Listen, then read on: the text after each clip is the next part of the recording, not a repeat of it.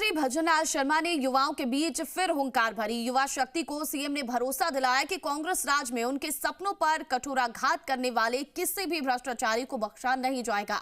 CM ने युवा शक्ति दिवस पर युवाओं के लिए सौगातों का पिटारा खोल दिया। आप ये स्पेशल रिपोर्ट देखिए।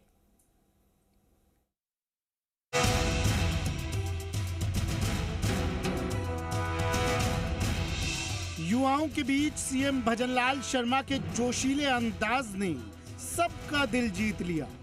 युवाओं को समर्पित एक एक योजनाओं का जिक्र और सौगातों की भरमार। सीएम ने युवाओं को इस खास मौके पर कई तोहफे दिए। सीएम ने कहा कि युवाओं का भविष्य सरकार की प्राथमिकता है। मैं आपको कहना चाहता हूं, हमने घाटे को भी कम किया है और प्रति व्यक्ति आय भी बढ़ी है।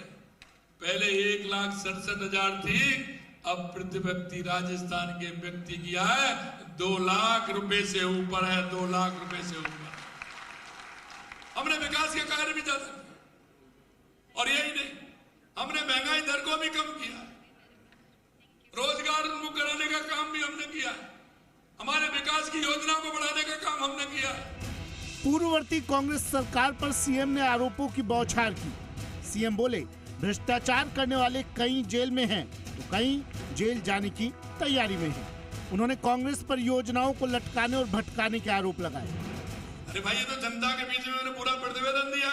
आप अपनी योजना को बना लीजिए, मेरी योजना को देख लीजिए। हमारी सरकार ने कितनी योजना आगे बढ़ाई है।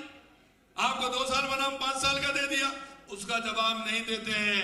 सिर्फ मुख्यमंत्री अगर जा रहे हैं तो वहां जा रहे हैं, नहीं जा रहे हैं तो क्यों नहीं जा रहे हैं। ये तुम्हारी मर्जी से चलूंगा क्या? तुम्हारा कोई वो है क्या मेरे ऊपर? अरे राजस्थान की जनता के लिए जो भी कुछ करना पड़ेगा पूरी तरह से करेंगे और राजस्थान की जनता के लिए जो हम कर सकते हैं वो पूरा करेंगे।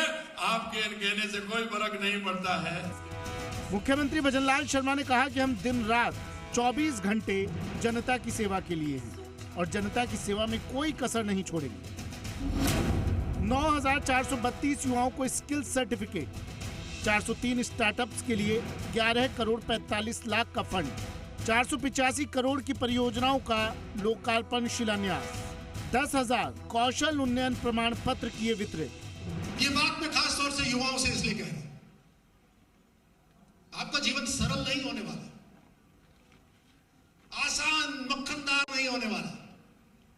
जीवन के अंदर चुनौतियां आएंगी, लेकिन मुझे ये बताइए, हमारे देश के अंदर जितने भी प्रदेश हैं, उसमें से कौन से प्रदेश के युवा हैं जो चुनौतियों का सामना सीना ठोक के कर सकते हैं? केवल राजस्थान वाले। राजस्थान विधानसभा में कांग्रेस के मुख्य सचेतक रफीक खान ने सीएम के बयान को लेकर कहा कि मुख्यमंत्री कह रहे हैं कि मैं दिल्ली जाता हूं तो कुछ लेकर आता हूं, लेकिन मुख्यमंत्री ने प्रेस कॉन्फ्रेंस करके कभी नहीं बताया कि मैं दिल्ली से ये लेकर आया हूं। ये चैलेंज करता हूं मुख्यमंत्री जी को कि अब से पहले कितनी बार गए और आकर के कौन सी प्रेस कॉन्फ्रेंस करी और उसमें ये बताया कि मैं दिल्ली से ये लेके आया हूं। एक ऐसा इंसिडेंट तो बताएं, एक स्कीम तो बताएं। पिछले बजट में जब सरकार बनी बीजेपी की केंद्र के अंदर, तब आंध्र प्रदेश और बिहार ये नकेल डाल के बजट उधर मोड़ ले गए और इस बार बजट चला गया वेस्ट बंगाल की तरफ और साउथ इंडिया की तरफ। तो राजस्थान को जगह नहीं मिली है बजट के अंदर। कौन से पैसे की बात कर रहे हैं कि मैं जाता हूं तो दिल्ली से लेके आता हूं। भजनलाल सरकार ने युवाओं के भरोसे को कायम रखने के लिए भरसक कोशिश की है। पारदर्शी भर्ती प्रक्रिया के जरिए बेशुमार नौकरियां, स्टार्टअप्स के लिए फंड का इंतजाम और स्वरोजगार के लिए सस्ते लोन का प्रावधान।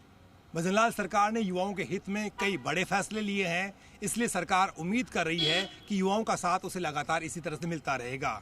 जाहिर सी बात है, पिछले 2.25 साल में किसी भी मोर्चे पर युवाओं के आंदोलन से सरकार को नहीं जूझना पड़ा है, इसलिए युवाओं का सरकार में बढ़ता भरोसा सरकार का हौसला बुलंद करने के लिए काफी है। कुल मिलाकर एक तरफ एक के बाद एक सरकार युवा हितैषी फैसले ले रही है, वहीं दूसरी ओर कांग्रेस लगातार सरकार पर तंज कसती नजर आ रही है। जी मीडिया के लिए बाबूलाल धायल के साथ विष्णु शर्मा की रिपोर्ट।